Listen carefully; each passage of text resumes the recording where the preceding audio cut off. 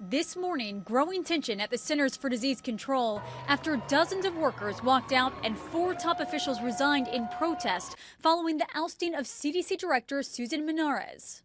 In a letter sent to CDC staff last night, HHS Secretary Robert F. Kennedy Jr. saying, quote, "Reform does not diminish your work, it strengthens it.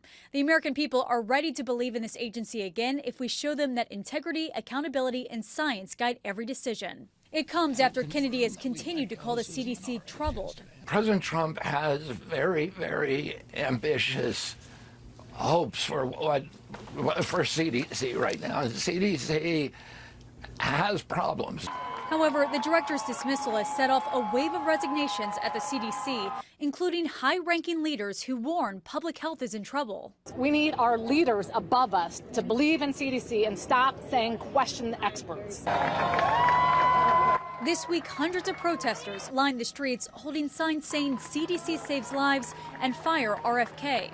Kennedy swore in Monarez as the new CDC director in late July, but her lawyers say, quote, she refused to rubber stamp unscientific, reckless directives and fire dedicated health experts. Now, the former director of the CDC accused Kennedy of making Americans less safe.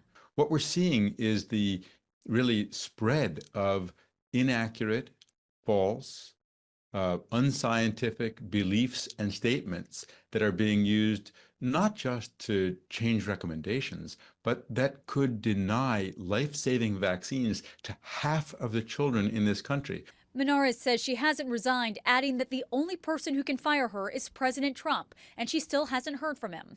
But the White House insists the president has fired her because she's not aligned with his mission. Despite Monarez saying she's not leaving, the White House has tapped Jim O'Neill as the interim director of the CDC. Nicole D'Antonio, ABC News, Washington.